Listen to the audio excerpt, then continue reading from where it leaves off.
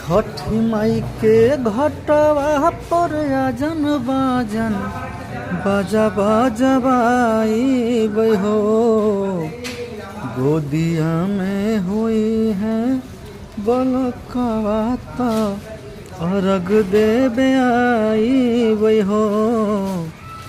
गोदिया में हुई है बलकवा तो अर्घ देवे आई हो। एक ही ललन बिना छछने मन हो।